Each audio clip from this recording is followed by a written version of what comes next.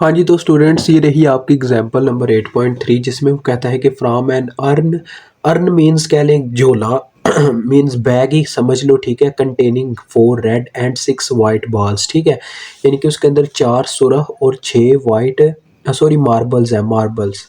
वो कहता है कि आ मैन ड्रॉज 3 मार्बल्स, यानी उसमें से 3 मार्बल्स निकालता है at random, random without replacement, यानी कि कोई बगैर चेकिंग के ना 3 मार्बल्स उसने निकाल ली हैं, ठीक है। वो कहता है if x is a random variable which denotes, यानी कि एक्स एक का आप रैंडम वेरिएबल ले लो जो कि डिनोट कर रहा है कि आपने क्या निकाले हैं, number of red marbles drawn. यानी कि आपका जो एक्स है वो जो आप मार्बल निकाल रहे हो उसमें से रेड मार्बल्स को क्या कर रहा है, डिनोट कर रहा है। What is the probability distribution of x. अब बच्चों उसने ये नहीं बताया यहाँ पे कि प्रोबेबिलिटी डिस्ट्रीब्यूशन कौन सी है, मैस या डेंसिटी। अब ये हमें खुद तय करना है। देखो प्रोबेबिलिटी मैस डिस्ट्रीब्यूशन ही है ये, क्योंकि कभी ये तो नहीं ना उसने बोला कि उसने ऐसा किया कि आधा सुरख यानी कि मार्बल तोड़ के निकाला, आधा वाइट निकाला। उसने बोला 3 निकाले, मतलब कि ऐसा हो सकता है कि पूरे का पूरा एक मार्बल है, रेड है, एक वाइट है, एक रेड है। ऐसे भी हो सकता है कि तीनों के तीनों रेड हो। ये तो हो ही नहीं सकता कि वो आधा आधा तोड़ तोड़ के निकालता हो, ठीक है। दैट्स वाई ये है प्रोबेबिलिटी मैस डिस्ट्रीब्यूशन। तो देखें, सिंपल सी बात है, पहले तो हम इसमें सैंपल स्पेस रेडी कर लेंगे, ठीक है। तो सैंपल स्पेस क्या हो सकता है इसका, देखो ज़रा, इसमें आ जाता है कम्बिनेशन, क्योंकि कम्बिनेशन सी इस्तेमाल होगा बच्चों। इसकी वजह क्या है आप सब जानते हो, ये मैं चैप्टर 7 में बता चुका हूँ कि जब कैटेगरीज की बात आ जाती है तब हम सी का इस्तेमाल करते हैं कम्बिनेशन का, ठीक है। इसमें देखें टोटल कितने हैं मार्बल्स, 4 और 6 10। तो 10 आपने यहाँ पे n की जगह पुट करना है सैंपल स्पेस में। अब बंदा निकाल कितने रहा है, 3। तो यहाँ पे r की जगह 3 पुट करेंगे। इसको कैलकुलेटर पे कैसे पुट करते हैं ये भी मैंने चैप्टर 6 में बताया हुआ है, वहाँ से जाके आपने सीखना है, क्योंकि इतना टाइम नहीं होता बच्चों कि यहाँ पे आपको फिर से वही चीज़ें, वही यादें याद दिलाई जाए, ठीक है।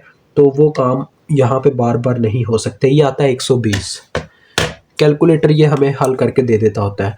अब बात आती है वो जो उसने बोला हुआ खुद ही कि एक्स इसका रैंडम वेरिएबल है, डेट्स इसका टेबल ड्रा होगा एक्स, और इस तरफ आ जाएगा probability into X is equal to small X. यही तरीकाकार था ना बच्चों, ये मैंने आपको अभी प्रीवियस एग्जांपल में समझाया कैसे इसका टेबल ड्रा करना है। अब बच्चों टोटल 3 मार्बल वो निकाल रहा है। ऐसा हो सकता है कि तीनों, हमने बस ये बताना है कि नंबर ऑफ रेड मार्बल्स की क्या क्या प्रोबेबिलिटीज हो सकती हैं, ठीक है, इन 3 मार्बल्स को निकालने में। देखो एक तो हो सकता है कि तीनों के तीनों मार्बल्स जो है वो वाइट निकल आए, ठीक है। एक ऐसा हो सकता है कि इनमें एक मार्बल रेड निकल आए, ठीक है। एक ऐसा भी मतलब कि हो सकता है कि दो मार्बल रेड निकल आए। ये भी हो सकता है कि तीनों के तीनों ही रेड निकल आए, इसके अलावा तो कोई चांस नहीं ना हो सकता। डेट्स वाई ये हमने टेबल तैयार कर दिया। अब यहाँ पे बस इनकी प्रोबेबिलिटीज पुट करनी है कि क्या क्या हो सकती है। तो देखो बच्चों सीधी सी बात है, जैसा कि आप जानते हो मैं फार्मूला बताता होता था, यहीं पे हम फार्मूला लगाएंगे। आपके बुक वाले ने फार्मूलाज पहले अलहदा अप्लाई किए हुए हैं, फिर टेबल में पुट किया हुआ है। उससे बेटर यही होता है कि आप टेबल के अंदर ही यहाँ पे ही आके ये काम करो, चाहे थोड़ी सी जगह ज़्यादा ले लो, ठीक है। यानी कि जहाँ पे मैंने एक एक लाइन का वक्फा छोड़ा, आप दो दो लाइनें छोड़ो। यानी 0 लिखा, यहाँ पे 1 लिखा, फिर नीचे 2 लिखा, फिर 3 लिखा, ठीक है।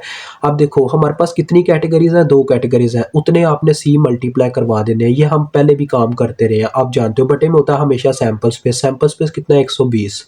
तो देखो बच्चों ऊपर आपने टोटल तादाद लिखनी है। 4 हमारे पास रेड मार्बल है, 6 वाइट है, तो ये 4 आ गए मार्बल रेड, ये रेड को डिनोट कर रहा है, ये वाइट को, 6 वाइट, ठीक है। पहले हमने क्या बोला, नंबर ऑफ रेड हम चेक कर रहे हैं, हम रेड की तरफ है। पहले हमने बोला कि रेड निकले ही ना, 0। टोटल 3 निकालने, मतलब कि अगर रेड नहीं निकला तो तीनों के तीनों वाइट आ गए, ऐसा ही हो सकता है ना। तो इसकी मैं बाद में बताता हूँ क्या आता है आंसर। इसी तरह से फिर से आपने 2 सी मल्टीप्लाई करवा दिए, ठीक है, और बटे में सैंपल स्पेस। अब बताया गया कि एक रेड चलो निकल आया, 4 में से एक रेड अगर निकल आया तो 6 मतलब कि वाइट मार्बल्स फिर 2 निकले, तो ये भी चेक कर लेते हैं। इसी तरह से फिर से 2 सी हम मल्टीप्लाई करवाएंगे, बटे में 120। तो बच्चों देखो फिर से वही बात, 4 यहाँ पे अब बोला गया 2 रेड मार्बल निकाल, क्या पता 2 रेड मार्बल आ जाए। तो अगर 2 रेड मार्बल आ जाते हैं तो पीछे एक मार्बल बचता है ना, तो इसका मतलब वो वाइट ही होगा। डेट्स वाई 6 में से एक यहाँ पे निकलेगा। उसके बाद 2 सी फिर से मल्टीप्लाई करवाए।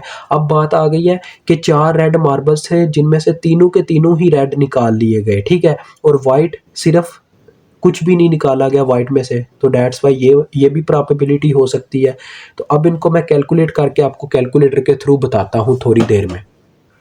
हाँ जी, तो बच्चों ये देखें मैंने आपके सामने ही ये कैलकुलेटर पे हल कर दिए सारी। ये आई है 20/120। ये कटती कटाती हैं लेकिन वो आपको करने की ज़रूरत नहीं, आप एज इट एज ही छोड़ दो तो काम चल जाएगा। ये टेबल बन गया आपका। तो देखें ये ओवरऑल आपने ना अगर चेक करना हो अपना आंसर कि आपने ये ठीक किया तो आपने इन सबको ना जमा करना है। अगर तो आंसर 1 आ गया तो आपने बिल्कुल ठीक टेबल बनाया है, ठीक है। तो देखो 20, 60, 80, 80 और उसके बाद ये 40 बनता है। 80 में 40 जमा करें कितना हुआ 120, 120/120 1 आ जाएगा। तो दैट्स वाई हमारा टेबल बिल्कुल करेक्ट है। और ये चीज़ से मैं पहले ही एग्री करता हूँ कि ये मेरा टेबल बिल्कुल करेक्ट बना होगा। तो ये टेबल की लाइन आ गई। अब ये कितना खूबसूरत लगेगा, बस इतनी सी बात है। आप इस चाहे तो इसको अदरवाइज़ वैसे भी मतलब कि कुछ लाइन्स वगैरह लगा सकते हैं। तो ये बस आपका क्वेश्चन मुकम्मल हो गया, ठीक है। जितनी मेरी यहाँ पे कह लें कि आपको ज़रूरत थी वो मैंने काम कर दिया, बाकी का काम करना आपकी अपनी मर्ज़ी है। खूबसूरती दिखाएँ, मैथ में खूबसूरती वैसे नंबर तो नहीं देती लेकिन एक टीचर जो है उससे काफ़ी कह लें इम्प्रेस हो जाता है, एग्री कर जाता है कि बच्चे को कुछ आता भी है और बच्चा कुछ करके दिखाना भी चाहता है। तो चलें अभी इजाज़त चाहता हूँ।